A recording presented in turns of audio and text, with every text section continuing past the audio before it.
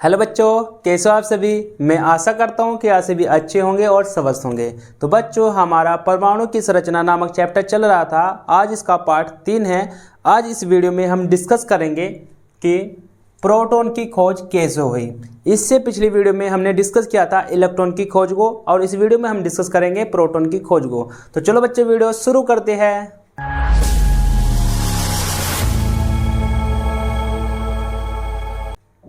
तो बच्चों, आज की हमारी हेडिंग रहेगी प्रोटॉन की खोज। तो यहाँ पर मैंने इस हेडिंग के अंदर कुछ लिख रखा है, उसको पढ़ते हैं और समझते हैं और फिर देखते हैं कि हमारी प्रोटॉन की खोज कैसे हुई है। तो देखो, हमारी हेडिंग प्रोटॉन की खोज, इसके अंदर परमाणु उदासीन होता है। यहाँ तक की बात समझो पहले कि परमाणु उदासीन होता है, इसका अर्थ क्या होता है। देखो, परमाणु उदासीन का मतलब ये होता है, कोई भी परमाणु उदासीन का मतलब ये होता है कि परमाणु पे कोई भी आवेश नहीं होता है, ना तो परमाणु पे माइनस होता है ना प्लस होता है। देखो, कोई भी चीज उदासीन कब होगी, जब उस पर कोई भी आवेश ना होगा, ना उस पर माइनस होगा ना उस पर प्लस होगा, तो वो चीज क्या हो जाएगी, उदासीन हो जाएगी। तो परमाणु उदासीन का मतलब ये हो गया कि परमाणु पर कोई भी आवेश नहीं होता है, ना माइनस होता है ना प्लस होता है। ठीक है। जबकि इलेक्ट्रॉन ऋणावेशित होता है। भाई, इससे पहले हमने वीडियो में ये खोज की थी कि इलेक्ट्रॉन होता है परमाणु के अंदर, कि इलेक्ट्रॉन परमाणु के अंदर होता है। तो इलेक्ट्रॉन तो होता है ऋणावेशित, माइनस का होता है। लेकिन हम क्या करें कि परमाणु उदासीन है, तो परमाणु तो उदासीन हो नहीं सकता इलेक्ट्रॉन की खोज के बाद। तो परमाणु उदासीन नहीं हो सकता। क्यों नहीं हो सकता? क्योंकि जब इलेक्ट्रॉन ऋणावेशित है तो परमाणु उदासीन कैसे होगा? अब तक तो हो नहीं सकता, क्योंकि अब तक प्रोटॉन की खोज नहीं हुई है। तो हम कह सकते हैं जब इलेक्ट्रॉन ऋणावेशित है तो अभी जो परमाणु होगा उदासीन नहीं हो सकते हैं।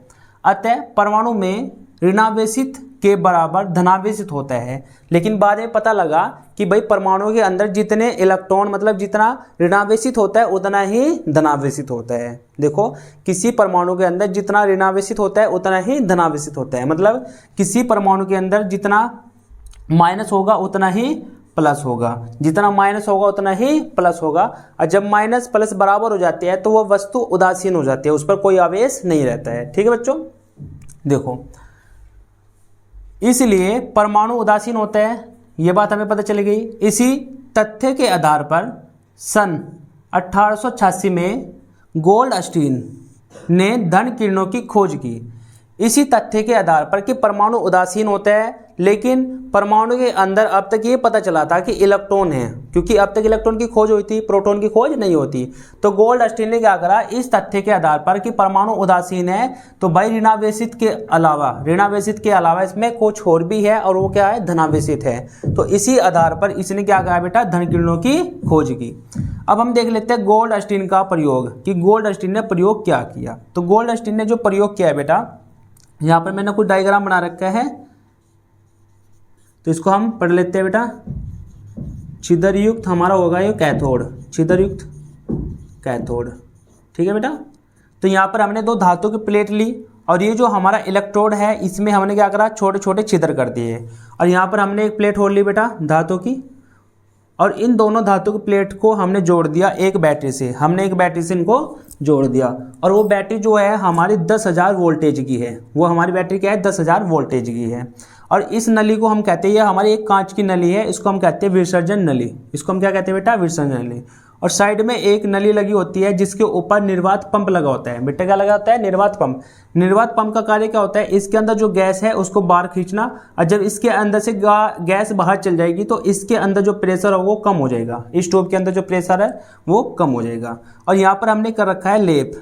ये लेप है हमारा जिंक सल्फाइड का, ये लेप है हमारा जिंक सल्फाइड का। तो जिंक सल्फाइड पे यदि कोई चीज टकराती है तो जिंक सल्फाइड पे क्या हो जाती है, चमक उत्पन्न हो जाती है। इसलिए हमें इस साइड क्या लगा रखा है, जिंक सल्फाइड लगा रखा है। और ये हमारा माइनस टर्मिनल हो जाएगा, तो माइनस वाले को हम कहते हैं कैथोड और प्लस वालों को हम कहते हैं एनोड। ठीक है बेटा। तो ये हमारा डायग्राम समझ में आ गया होगा। अब इसके बारे में कुछ यहाँ पर हमने लिख रखा है, उसको पढ़ते हैं। इसलिए गोल्डस्टीन ने विसर्जन नलिका में गैसों में बहुत कम दाब पर विद्युत धारा प्रवाहित की। मतलब गोल्डस्टीन ने इस ट्यूब के अंदर बहुत कम दाब पर विद्युत धारा प्रवाहित की। मतलब इसके अंदर का जो दाब है बहुत ज़्यादा कम है। मतलब इसके अंदर की गैस बाहर निकाली गई है निर्वात पंप के द्वारा, क्योंकि गैस बाहर निकलेगी तो क्या होगा, इसके अंदर का जो दाब होगा वो हमारा क्या होगा, कम हो जाएगा। बहुत कम दाब पर विद्युत धारा प्रवाहित की। तथा छिद्र युक्त कैथोड को इलेक्ट्रोड के रूप में प्रयोग किया। जो हमारे छिद्र युक्त कैथोड है इसको किसके रूप में प्रयोग किया बेटा? इलेक्ट्रोड के रूप में प्रयोग किया। वैद्युत धारा प्रभावित करने पर एक प्रकार की किरण उत्पन्न होती है जो एनोड से कैथोड की ओर चलती है। मतलब जब वैद्युत धारा प्रभावित की इसके अंदर तो एक किरण उत्पन्न हुई जो हमारी क्या करती है बेटा? एनोड से किसकी ओर चलती है बेटा? कैथोड की ओर चलती है। किसकी ओर चलती है बेटा? कैथोड की ओर चलती है। तो कैथोड की ओर हमारी चलती है किरणें, और जब ये किरणें कैथोड की ओर जाएगी तो यहाँ पर हमारा जिंक सल्फेट लगा हुआ है बेटा, और जिंक सल्फेट से टकराएगी तो जिंक सल्फेट पे क्या हो जाएगी बेटा? एक चमक उत्पन्न हो जाएगी। क्या हो जाएगी? एक चमक उत्पन्न हो जाएगी। ठीक है बेटा। अब एक नोट पढ़ लेते हैं। सन 1897 में विल्हेम वीन ने परीक्षणों के द्वारा ये बताया कि ये किरणें धनावेशित कणों से मिलकर बनी होती है। मतलब जो हमारी किरणें हैं बेटा इधर आ रही है, हमारी कैथोड की साइड आ रही है, ये हमारी छोटे छोटे कणों से मिलकर बनी है। और ये कण हमारे क्या बेटा? धनावेशित कण है। किससे कण है बेटा? धनावेशित कण है। ठीक है। उसके बाद देख लेते हैं। लेकिन जे थॉमसन एक वैज्ञानिक है बेटा, तो लेकिन जे थॉमसन ने कणों को प्रोटॉन कहा। मतलब जे थॉमसन ने क्या कहा कि ये जो छोटे छोटे कण हैं, ये हमारे क्या बेटा? प्रोटॉन है। ये हमारे क्या बेटा? प्रोटॉन है। क्योंकि ये क्या है? धनावेशित है, तो धनावेशित कणों को क्या कह दिया बेटा? जे थॉमसन ने प्रोटॉन कह दिया। अब देख लेते हैं धन किरणों के गुण, कि एक जो किरणें हैं हमारी इनके गुण क्या होते हैं।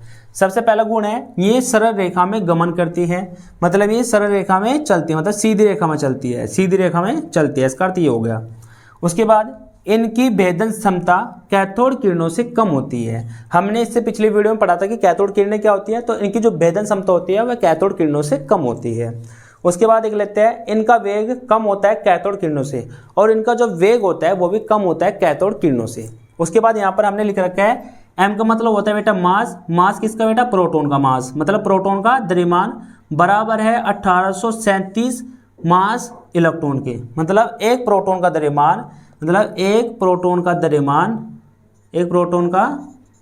द्रव्यमान बराबर होगा बेटा कितने इलेक्ट्रॉन के द्रव्यमान के? 1837 इलेक्ट्रॉन के द्रव्यमान के बेटा। ठीक है। तो देखो हमारा प्रोटॉन काफी भारी होता है। प्रोटॉन हमारा क्या होता है? काफी भारी होता है। क्यों होता है? क्योंकि एक प्रोटॉन का द्रव्यमान 1837 इलेक्ट्रॉन के द्रव्यमान के बराबर है। मतलब एक प्रोटॉन एक साइड और 1837 इलेक्ट्रॉन एक साइड। तो आप अंदाजा लगा सकते हो कि हमारा जो प्रोटॉन है वो कितना भारी है। ठीक है बच्चों। तो बच्चों हमारी प्रोटॉन की खोज कुछ इस प्रकार से हुई है, तो आप इसका स्क्रीनशॉट ले सकते हो। यदि बच्चों हमारा काम आपको पसंद आता है तो प्लीज़ हमारी मेहनत के लिए हमारी वीडियो को लाइक कर दीजिए।